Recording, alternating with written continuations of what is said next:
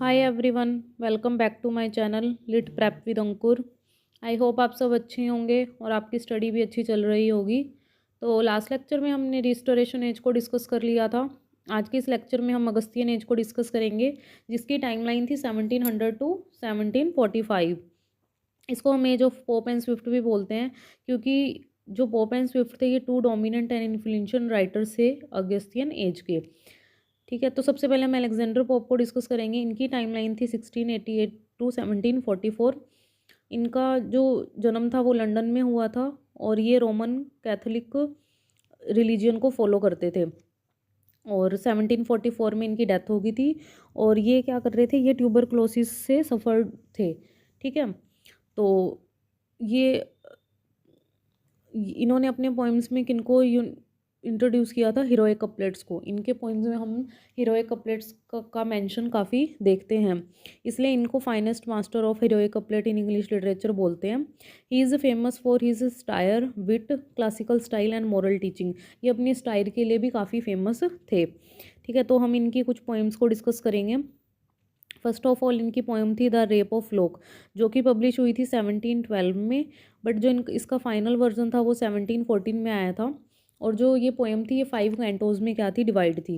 ठीक है, तो ये क्या थी, it is a mock epic poem. इसका जो जोनरा था वो था मोक एपिक पोएम, ये इसका जोनरा था। ठीक है, इस पोएम के कुछ इंपॉर्टेंट करेक्टर्स हैं जो जिसका देखेंगे हम, समरी में देखेंगे कि वो क्या रोल प्ले कर रहे थे। सबसे पहले है बेलिंडा। बेलिंडा क्या है, ब्यूटीफुल यंग लेडी। और एक और बात, जो ये वाली पोएम है ये रियल इंसिडेंट्स के ऊपर बेस है। ठीक है, पोप ने इसको रियल इंसिडेंट से इंस्पायर होकर इसको लिखा है। जो बेलिंडा है वो रिप्रेजेंट कर रही है एराबेला फेरमर को, और जो बैरन है वो लॉर्ड पीटर को रिप्रेजेंट कर रहा है।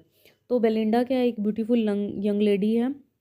और बैरन क्या है, बेलिंडा के लोग को क्या करता है, कट कर देता है। और इसमें एरियल क्या है, वो चीफ ऑफ सेल्फ्स होते हैं। अम्बेरियल जीनोम ऑफ सैडनेस। अम्बेरियल क्या है, ये सैडनेस को लेके आते हैं। ठीक है, तो ये उसको रिप्रेजेंट कर रहा है। और कैलेरिसा गिव्स द सीजर। कैलेरिसा क्या करती है, पोएम में हम देखेंगे कि वो बैरन को क्या करती है, सीजर देती है बेलिंडा के लोग को कट करने के लिए। ठीक है, अब हम इसकी समरी को डिस्कस करेंगे। तो कैंटो वाइज इसकी समरी है। कैंटो फर्स्ट में क्या दिखाया गया है, introduction of Belinda. Canto first में इंट्रोडक्शन दिया गया है बेलिंडा का। तो Belinda is introduce as beautiful fashionable young lady. She wakes from dream sent by Ariel. Belinda क्या होती है, सोरी होती है, और वो अपने नींद में क्या देखती है, सपना देखती है कि उसको एरियल बोलता है कि तुम जो मेंस से क्या करना, आप डिस्टेंस मेंटेन करके रखना, वो तुम्हारे लिए एक डेंजर हो सकता है। ठीक है, sylphs are airy spirits who protect women beauty. जो सिल्व्स होते हैं वो क्या होते हैं, एरी स्पिरिट्स होते हैं जो वुमेन्स की ब्यूटी को क्या करते हैं, प्रोटेक्ट करने का काम करते हैं। बेलिंडा क्या होती है, बेलिंडा एक ट्रिप पे जाती है रिवर थेम्स में। ठीक है, Belinda goes on A trip on the river Thames. इस कैंटो में की थीम क्या हुई, वैनिटी, ब्यूटी, आर्टिफिशियल लाइफस्टाइल।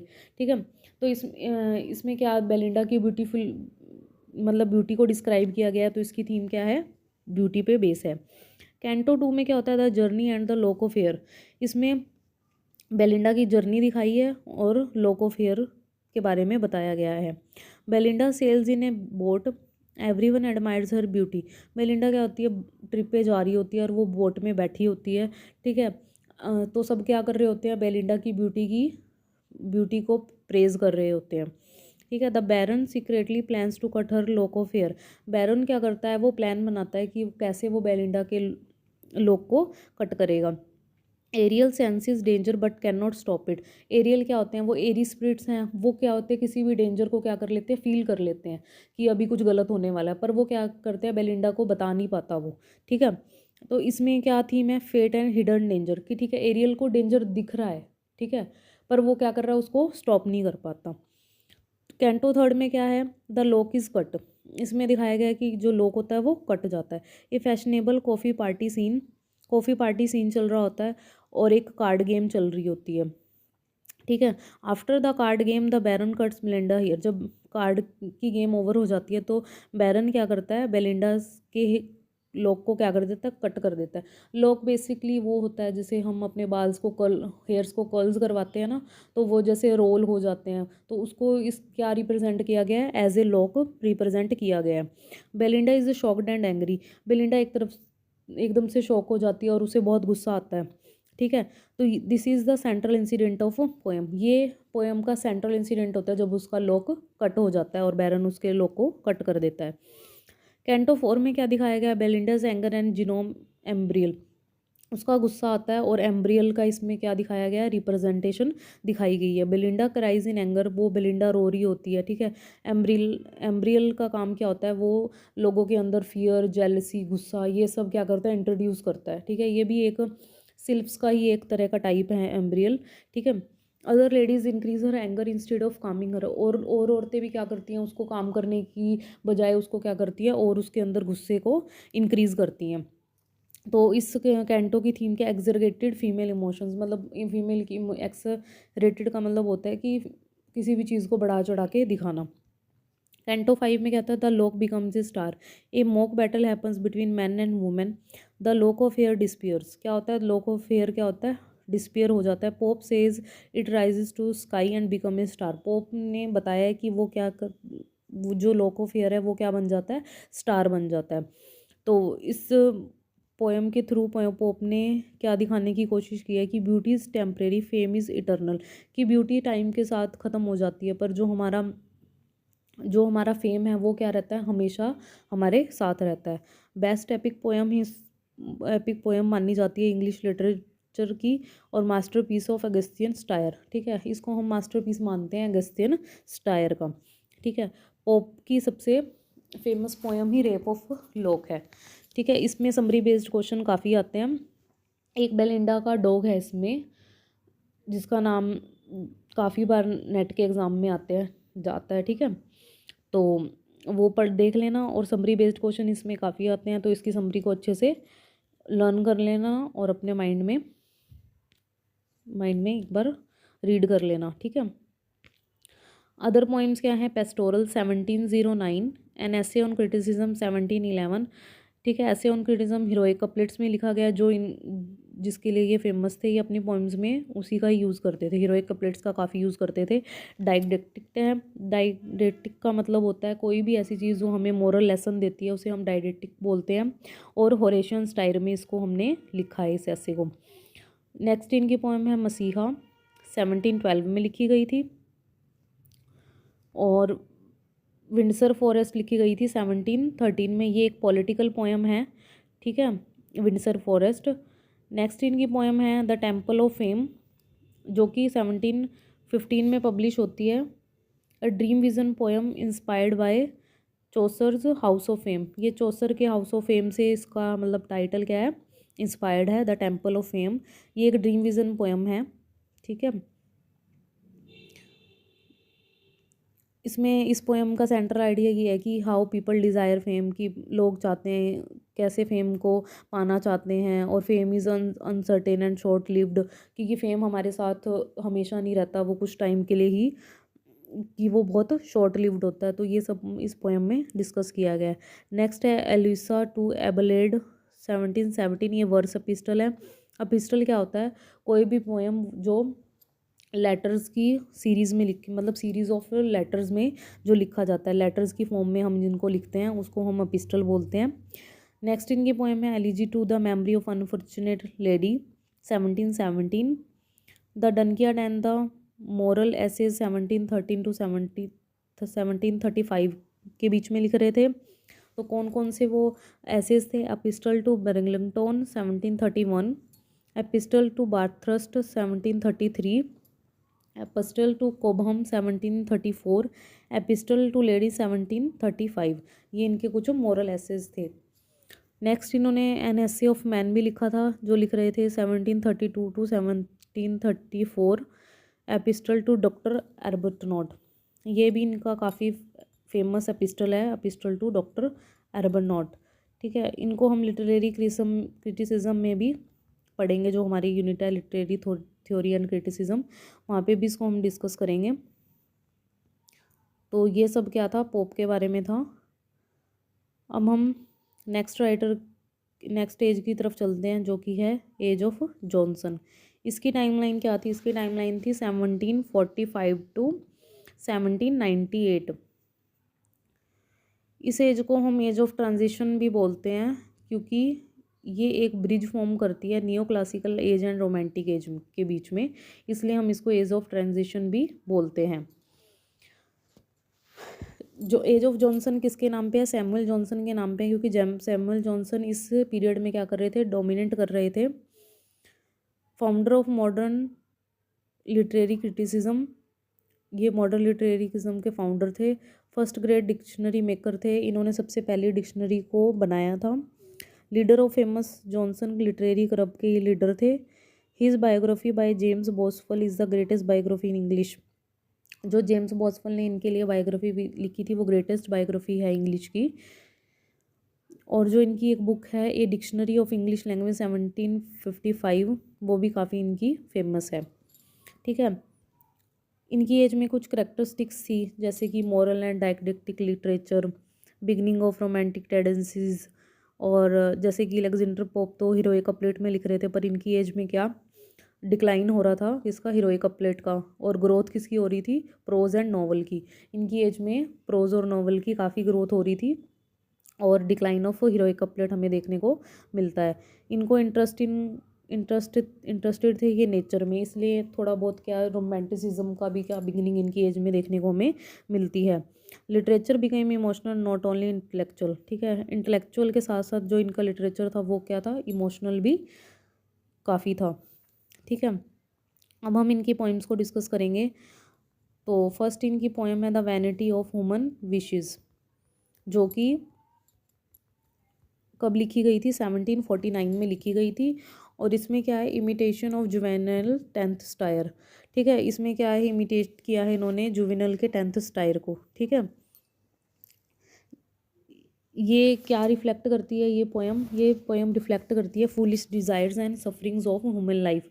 ठीक है, ये पोएम इस पोएम में हमारी मतलब जो ह्यूमन लाइफ की जो भी हम फालतू की डिज़ायर्स देखते हैं, ठीक है, सफरिंग्स होती हैं, कभी दुख है कभी सुख है, तो ये सब कुछ क्या है? एक इस पोएम में ये सब कुछ दिखाया गया है कि कैसे ह्यूमन बीइंग है वो हमेशा पावर के पीछे, ब्यूटी, फेम, सक्सेस के पीछे भागता रहता है। ठीक है, एंड ऑफ द डे उसे क्या मिलता है? डिसपॉइंटमेंट, सोरो, फेलियर। तो ये सब क्या है? ह्यूमन विशेज़ ही हैं। ठीक है, तो ये सब इस पोएम में दिखाया गया है। नेक्स्ट इनकी पोएम है लंदन, जो कि 1738 में पब्लिश हुई थी। ये भी एक स्टायरिकल पोएम है जो कि बेस है किस पे? जुविनल थर्ड स्टायर पे।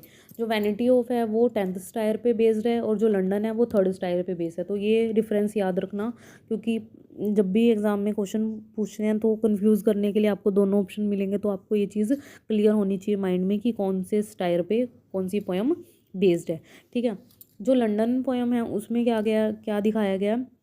उसमें लंदन को शो किया गया है कि London is full of corruption, crime, poverty, political injustice. ठीक है, वहाँ पे honest and talented people can not survive, foreigners are favoured, patriotism is declining, moral values are destroyed.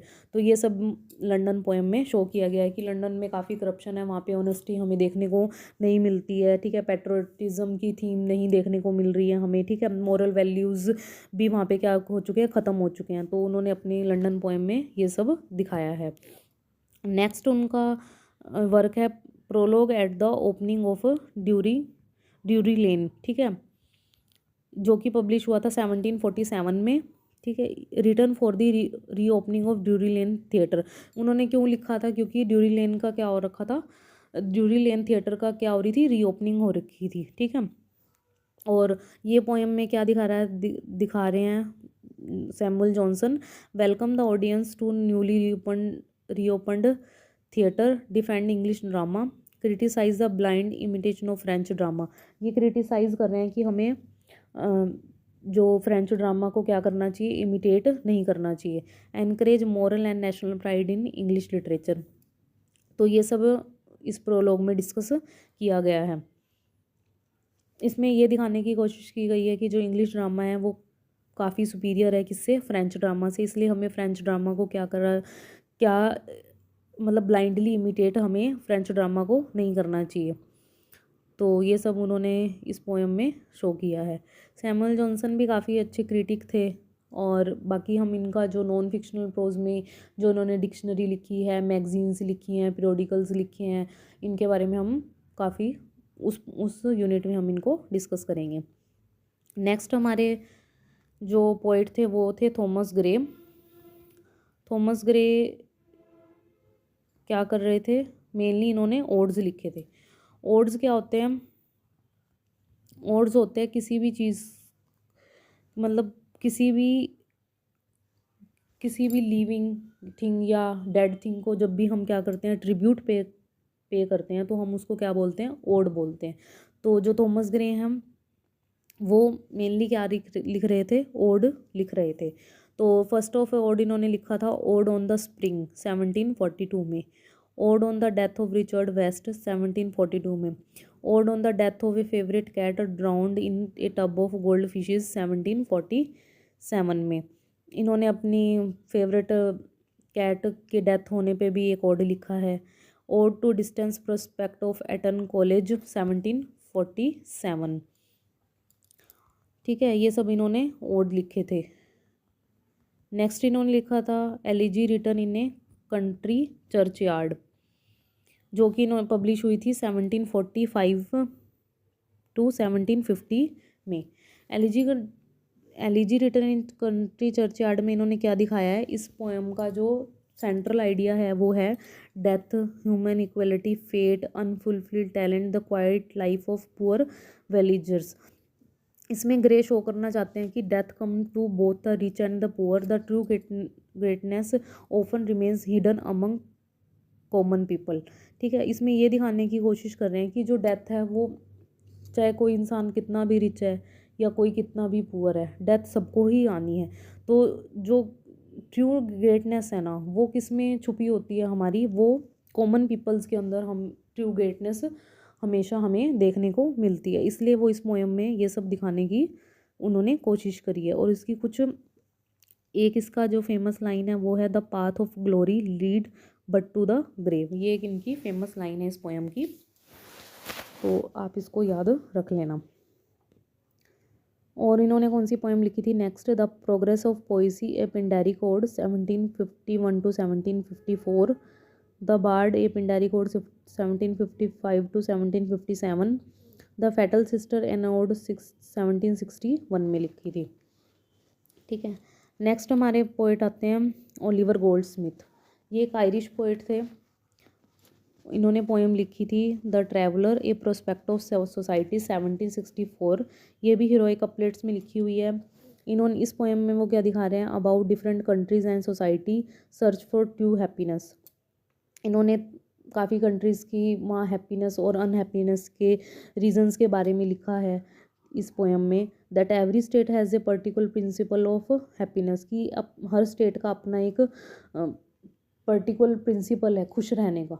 ठीक है, तो इन्होंने अपने इस पोएम में क्या हैप्पीनेस के बारे में लिखा है। एंड जो इसका एक तो ओलिवर गोल्डस्मिथ है, इनकी नेशनलिटी के ऊपर क्वेश्चन आया हुआ है। ठीक है, और जो ये पोएम द ट्रैवलर है इसके सबटाइटल पे क्वेश्चन आया हुआ है। ये अभी जून 2025 के एग्ज़ाम में ही आया था। द ट्रैवलर का उन्होंने क्या सबटाइटल पूछ लिया था, तो ये आपको लर्न करना है ए प्रोस्पेक्ट ऑफ सोसाइटी 1764। ठीक है, तो ये आप अपने माइंड में इस चीज़ को रखना कि कोई भी पोएम है तो उसका सबटाइटल भी एग्ज़ाम्स में पूछा जा सकता है, तो ये आपको याद रखना है। ठीक है, और इनकी नेशनलिटी पे भी क्वेश्चन आता है कि ये कौन सी नेशनलिटी को बिलोंग करते थे, तो ये एक आयरिश पोइट थे। ठीक है, नेक्स्ट इन्होंने क्या लिखी थी? The an elegy on the death of mad dog. ठीक है, ये वाली एलिजी भी पूछी हुई है कि उन्होंने सीधा क्वेश्चन में यही पूछ रखा था किसने लिखी है elegy on the death of mad dog. ठीक है, उनके ऑप्शंस में ओलिवर गोल्डस्मिथ भी थे, तो ये आपको याद रखनी है कि किसने एलिजी लिखी थी डेथ ऑफ मैड डॉग पे, जो कि पब्लिश हुई थी 1766 में। ठीक है, इनका एक मेजर पोएम देखने को मिलती है द डेजर्टेड विलेज 1770 में ये पब्लिश होती है। It is a melancholic social protest poem that shows the destruction of a village due to rich landlord and industrial development. इसमें इस पोएम में क्या दिखाने की कोशिश की है कि जब से इंडस्ट्रियल डेवलपमेंट हुआ है और रिच लैंडलॉर्ड्स का मतलब उन्होंने जब भी मतलब विलेज के ऊपर उन्होंने क्या करा है, विलेज को डिस्ट्रॉय कर दिया है। ठीक है, तो ये सोशल प्रोटेस्ट है कि कैसे उन्होंने हमारे विलेज को बिल्कुल डिस्ट्रॉय कर दे किया है, किस वजह से, इंडस्ट्रियल डेवलपमेंट की वजह से, कि वहाँ का जो नेचर है, वहाँ की जो सोसाइटी है वो कैसे रिच लैंडलॉर्ड्स के आने की वजह से कैसे उनका जो कैसे पुअर्स का क्या हो चुका है, डिक्लाइनेशन हो चुका है। ठीक है, ये पोएम लिखी गई है 430 लाइन्स इन हीरोइक कपलेट्स। ये एक रिएक्शनरी पोएम थी, किसके अगेंस्ट थी, द विलेज। ठीक है, जॉर्ज क्रैब ने जो द विलेज लिखी थी, जॉर्ज क्रैब ने बाद में इसके ऊपर क्या लिखी है, रिएक्शनरी पोएम लिखी है। ठीक है, नेक्स्ट पोएट थे William copper. William ST. Coleridge called him best poet. ST. Coleridge ने उन्हें बेस्ट पोएट बोला था। इनकी भी कुछ फेमस पोएम्स है, जैसे the snail, the winter nosegay, ओनली hymns, John Gilpin, the rose, the task, the morning dream. इनके मेनली पोएम बेस्ड ही क्वेश्चन आते हैं, तो थोड़ा इसको देख लेना। नेक्स्ट आते हैं रॉबर्ट बर्न्स। ये एक स्कॉटिश पोइट थे, जैसे ओलिवर गोल्डस्मिथ आयरिश पोइट थे। रॉबर्ट बर्न्स की भी काफ़ी बार एग्ज़ाम्स में इनकी नेशनलिटी के ऊपर क्वेश्चन आया है कि ये कौन सी नेशनलिटी को बिलोंग करते थे, तो ये स्कॉटिश पोइट थे। इनको हम बार्ड ऑफ आइशर भी बोलते हैं और द फ्लोमेन पोइट भी बोलते हैं, तो दोनों टाइटल ये याद रखना कि इनको बार्ड ऑफ आइशर भी बोलते हैं और द फ्लोमेन पोइट भी बोलते हैं। इनकी फेमस पोइम्स थी handsome Nell 1773 to 1779, Scotch drink, to mouse, to a louse, the two dogs. ये उनकी कुछ पोएम्स थी। An address to the devil, the holy fair, the death and dying words of poor Mailie, Tom a Shanter 1791। ये इनकी काफ़ी famous poem थी Tom a Shanter, तो याद रखना ये रॉबर्ट बर्न्स की थी। नेक्स्ट थे विलियम कॉइंस। ये भी एक फेमस पोएट है। इन्होंने इनकी फर्स्ट जो पोएम आई थी वो थी पर्शियन एकोलॉग्स 1742। नेक्स्ट इन्होंने एपिस्टल लिखे थे इसके ऊपर, epistle sir Thomas Hammer on his edition of Shakespeare work 1743। Odes लिखा था several descriptive and allegorical subjects पे इन्होंने ओड्स लिखे थे। तो ये सब क्या थी, विलियम कॉलिंस की पोएम कलेक्शन थी। नेक्स्ट है जॉर्ज क्रैब। जॉर्ज क्रैब की कुछ पोएम्स हैं। Inability 1775, the candidate 1780, the library 1781, the village 1783, the newspaper 1785, poems 1807, the borough 1810, tales in verse 1812। तो ये जॉर्ज क्रैब की कुछ फेमस पोएम्स थी। ठीक है, तो सबसे इम्पोर्टेंट तो इसमें अलेक्जेंडर पोप हैं। उनकी जो फेमस पोएम है द रेप ऑफ लॉक, वो तो आपको करनी ही करनी है। ठीक है, समरी भी करनी है उसकी डिस्कस, इसलिए मैंने उसकी समरी डिस्कस करी है, क्योंकि इसमें समरी बेस्ड क्वेश्चन भी आते हैं। ठीक है, जॉनसन में the vanity of woman wishes पे क्वेश्चन आया हुआ है। द लंदन 1738 पे भी क्वेश्चन आया हुआ है। ठीक है, बाकी ओलिवर गोल्डस्मिथ का द ट्रैवल, इसका सबटाइटल जून में ही आया था अभी। इनकी नेशनलिटी पे भी क्वेश्चन आया हुआ है। और elegy on death of mad dog पे भी क्वेश्चन है। द डिजर्टेड विलेज पे भी क्वेश्चन आया है कि इसके अगेंस्ट में कौन सी पोएम, किसकी रिएक्शनरी पोएम के अगेंस्ट इसको लिखा गया था। ठीक है, नेक्स्ट देन